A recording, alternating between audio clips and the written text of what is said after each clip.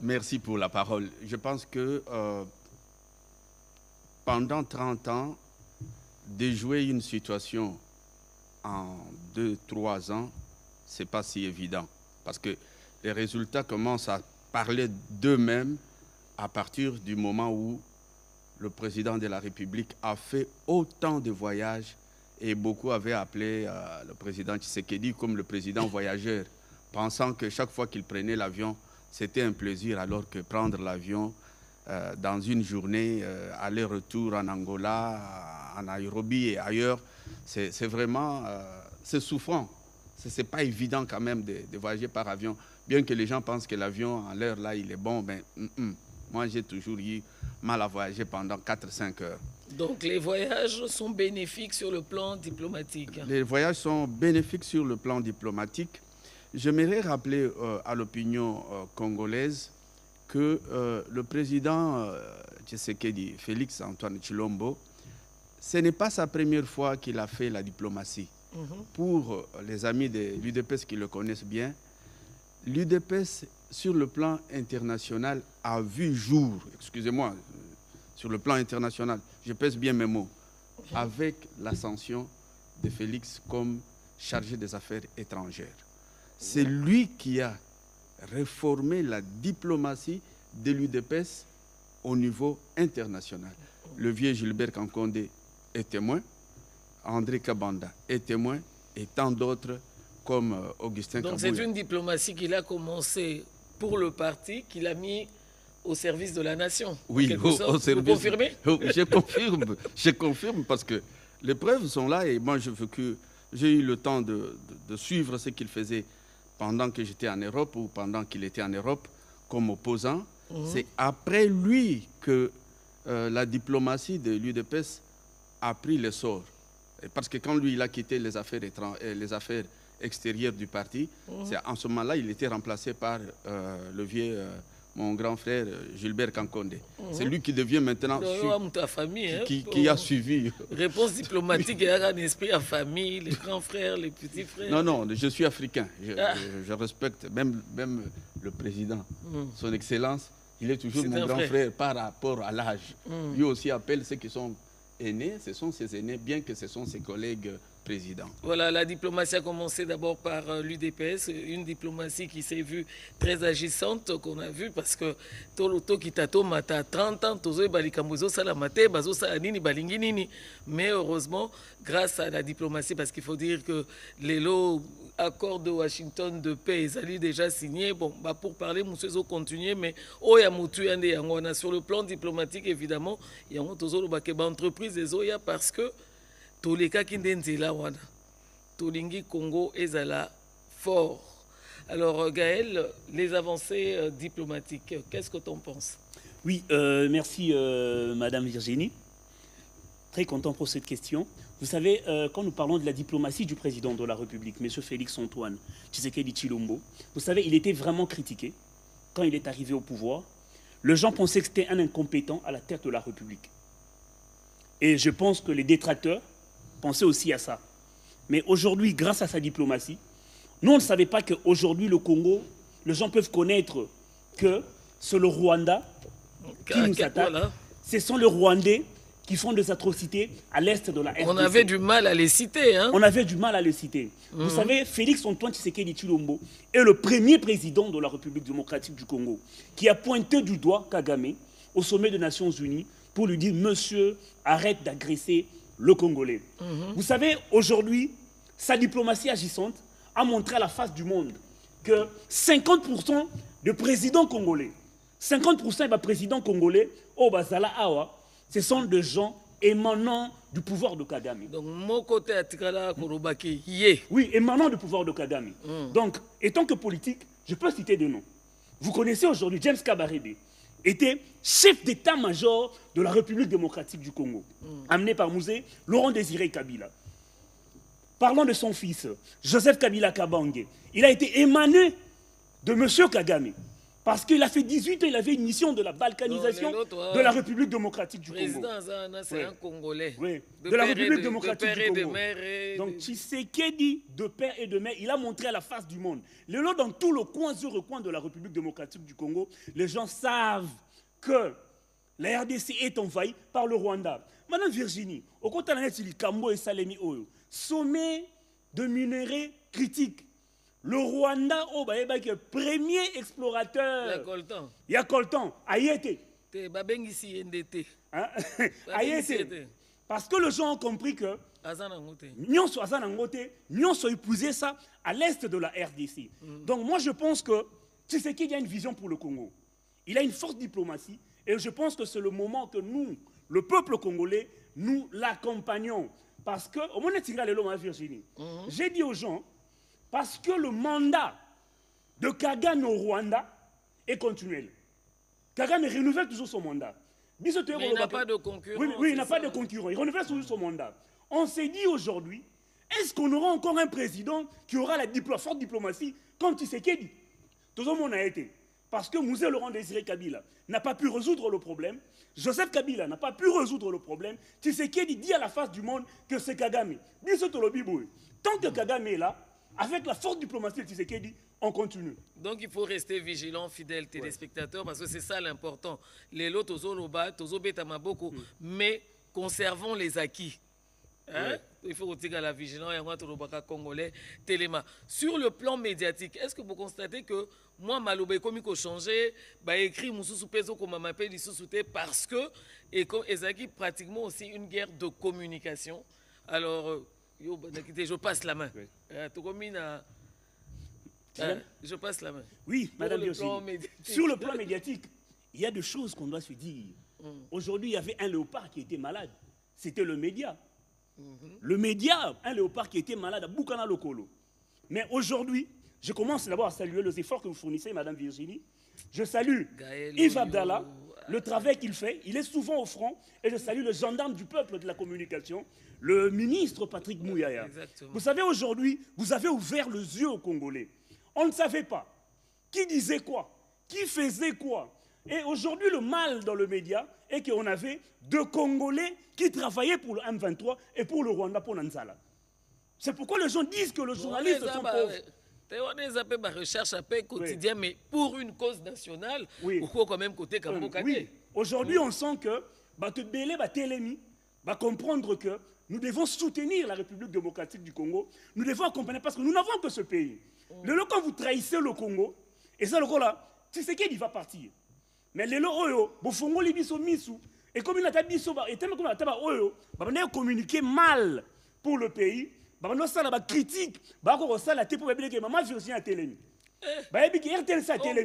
vous savez, aujourd'hui, RTNC a fourni son mission. Donc, la chaîne, elle est maintenant moderne, avec des idées meilleures. Vous savez, il y a un hôtel RTNC. Parce que la scène était muette. Non, la scène était muette. Mais aujourd'hui, nous pensons que le problème de Congolais, vous en par cœur. Aujourd'hui, vous démantelez tout ce qui se passe au nord, sud, est, ouest. Donc moi, je pense qu'aujourd'hui, le média a fait un grand travail. Oui, le média a fait un grand travail. Nous ne pouvons que soutenir. On veut que vous continuiez à s'élancer pour le Congola. Congolais misou, Congolais comme à peine à maturité, donc sauvons ce pays. Congolais, téléma. Sous le plan médiatique et dans tout le secteur de la vie pour sauver ce pays. Basile. Un commentaire sur ce plan médiatique parce que dans Gaël a yé mabé parce que tozaki mingi information zo banate surtout auto kabola mingi toye ba source nangote mais incriminer Congo. Je veux pas je vais quand même atténuer un peu le ton bien que je suis aussi il y a patriotisme exagéré. C'est-à-dire, je soutiens tout à fait ce que mon coéquipier a dit tout à l'heure. Il a expliqué, je ne vais pas revenir là-dessus, mais je vais quand même être reconnaissant à la RTNC. Mais commençons tout d'abord par le ministère de Communication, à travers le ministre Mouyaya, et à travers le gouvernement même avec Mme Simina, parce que c'est elle qui a défini Oui, les c'est la grandes chef du lignes gouvernement. du Exactement. gouvernement, de ce que les ministres doivent faire comme projet ou comme plan d'action En gouvernemental. ce temps de guerre, Oui, oui. d'agression. Surtout, oui. En plus de ça, j'aimerais tirer l'attention des Congolais. Hier, on a vécu ce qu'on a eu avec une presse qui était presque dormante, comme il l'a dit, avec le ministre Patrick Mouyaya. Quand il communique, c'est avec précision. Mais il ne communique pas comme dans les réseaux sociaux. Parce que c'est un ministre d'un gouvernement, ses mots, ses paroles sont choisis, écoutés et critiqués. Donc, avant de commencer quoi que ce soit, parce qu'il peut y avoir un fait d'actualité, ce n'est pas lui qui doit passer en premier plan pour parler. C'est ainsi que récemment, quand il est parti aux États-Unis, on l'a vu rencontrer les différents journalistes qui travaillent dans la radio ou dans la presse numérique. Et ça, je suis tout à fait très content qu'on a pu concilier la presse ou les médias nationaux avec les médias des réseaux sociaux. Et c'est le travail que les gens comme monsieur en face de moi, Pasteur Guili, les Kalonji, les Kabongo, les Tchala, tout ça. Donc, il y en a plein qui ont démystifié le mensonge et qui ont montré que le Congo reste uni. Quand bien même le Rwanda, avec le président Kagame, je respecte la fonction du président,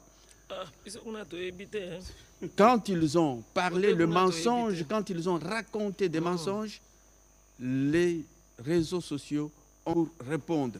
Vraiment, bravo. Ouais, bravo. Ça commence à prendre, la mayonnaise commence à prendre. Oui, enfin. Bravo à la RTNC comme chaîne nationale.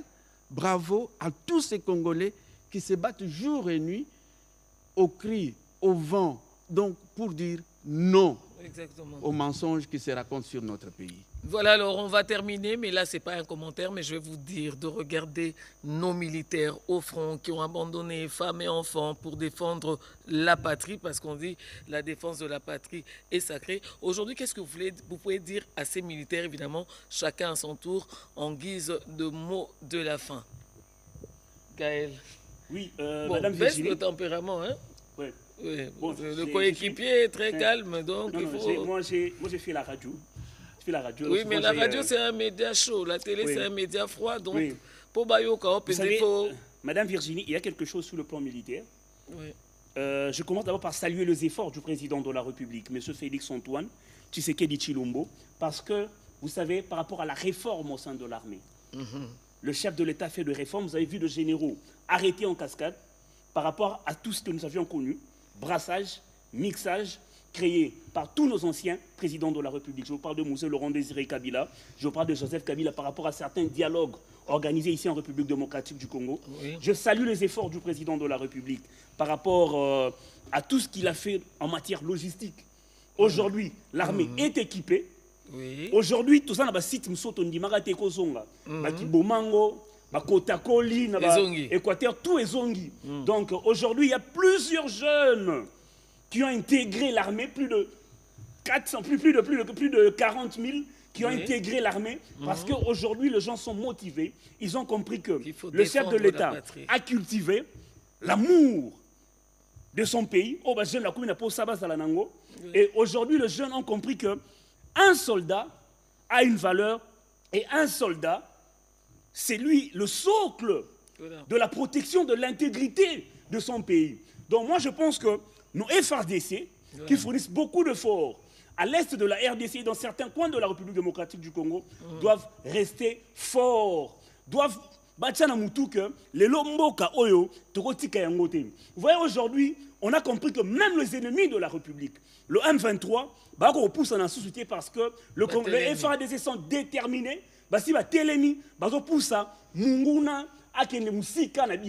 Donc, aimons ce pays, cultivons la paix. Moi, j'ai un vieux à moi, Élisée beaucoup mon Amaposo, le vice-ministre du budget. Il me dit toujours, Gaël, cultivons le patriotisme, la citoyenneté.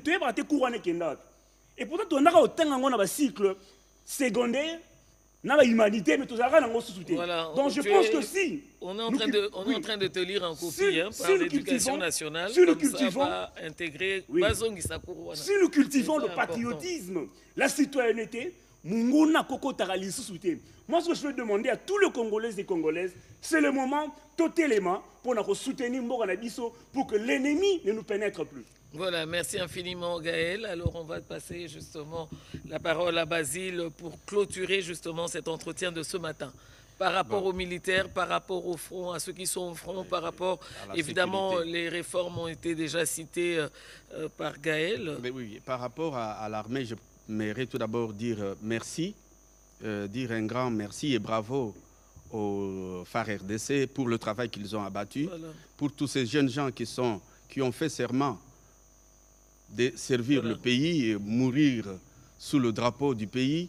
Il n'y a pas un seul service qui a prêté ce serment-là. Voilà, jusqu'au sacrifice suprême. Oui, ça, vraiment... Il n'y a que dans l'armée qu'on a ça. Et puis, j'aimerais plus revenir en parlant de la sécurité, de l'aspect militaire, de l'aspect du renseignement et tout ce qui vient. Entoure, en fait. Je voudrais expliquer aux Congolais que cette guerre a pris de l'ampleur quand le président de la République, Félix-Antoine Tshisekedi, a parlé de la révision et du changement de la Constitution. Nous devons savoir quelle est la base qui nous a amenés à cette guerre. Donc la base de cette guerre, de cette agression, s'est aggravée, c'est quand on a vu qu'on doit changer la loi fondamentale de notre pays. Et nous demandons à nos militaires de persévérer. De deux, nous voulons parler des problèmes existentiels de notre pays. Exactement. Parce que chaque fois que quelqu'un passe parler de problèmes, les problèmes profonds, les causes profondes, on n'a jamais expliqué quelles sont les causes profondes. Pour nous, les Congolais, nous patriotiques, nous savons que les causes profondes de cette guerre, c'est le changement de la loi fondamentale. Et de ce fait, nous continuons à réitérer notre demande auprès du chef de l'État que si on n'a pas changé la Constitution, il va nous laisser comme des orphelins. Et de ce point de vue, j'ai dit qu'avec le service de la police, parce que nous avons maintenant protégé l'armée, oui, pour chuter, mais il faut aussi la police. Que le garant suprême, le commandant suprême, favorable sur la police, puisse voir la police, parce qu'il y a des gens comme William Kapuku qui a fait quand même montre d'une grande expérience de la police scotlandienne, qui peut intervenir, qui peut aider, qui peut apporter les éléments nouveaux dans cette police pour garantir la sécurité. Voilà, il n'y a pas de problème. Merci infiniment, fidèles téléspectateurs. C'était là mon premier plateau avec mes invités. Il était question d'analyser, de faire une lecture justement du front diplomatique, du front militaire, mais également du front de la communication.